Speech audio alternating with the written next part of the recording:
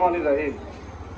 উপস্থিত বিক্ষুব্ধ ও পদবী বঞ্চিত নেতা ও ভাইয়েরা, সবাইকে আসসালামু আলাইকুম। আসলে এখানে আমরা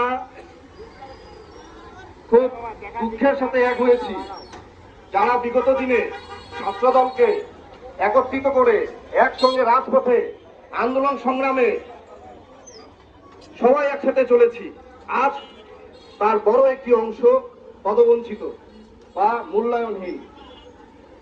তাই আমি বেশি কথা না বলে সরাসরি আমাদের দিনাজপুরের অভিভাবক, জাতীয় স্থায়ী কমিটির অন্যতম সদস্য, মাননীয় সমাজ কল্যাণ মন্ত্রণালয়ের মন্ত্রী, মাননীয় নারী ও শিশু বিষয়ক মন্ত্রণালয়ের অন্যতম মন্ত্রী ডাক্তার এ.জেড.এম জাহিদ হোসেন স্যার, আপনার দৃষ্টি আকর্ষণ করে বলতে চাই, আমরা যারা পদবঞ্চিত, যারা আমরা এই ছাত্রদলের জেলা কমিটিতে আসতে পারিনি, আপনি এই বিষয়টি নিয়ে কি ভাবছেন?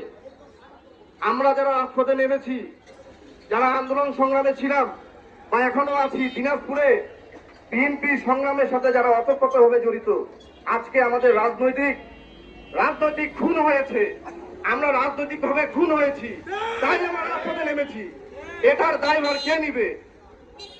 আমি সম্মানের সাথে আমাদের দলের হাইকমান্ড মাননীয় চেয়ারম্যান জনাব তারেক রহমান স্যারের দৃষ্টি আকর্ষণও করতে চাই। তিনি আমাদের ছাত্রদলের সাংগঠনিক অভিভাবক, আমরা তার উপরে কাউকে চিনি না। তাই কথা বাড়াবো না, এখানে অনেক সংগ্রামী ভাইরা আছে, তারাও বক্তব্য দিবে। আমি শুধু ছাত্রদলের একজন ক্ষুদ্র কর্মী হয়ে এটাই বলতে চাই, যারা আমরা পদবঞ্চিত, মূল্যায়নহীন হয়ে আজকে এই রাজপথে দাঁড়িয়েছি, আমাদের মূল্যায়ন যেন হয়।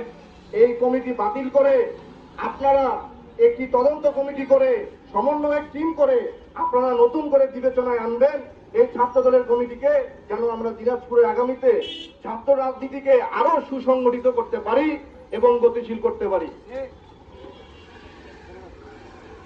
এই বলে আমি আমার সংক্ষিপ্ত বক্তব্য শেষ করছি।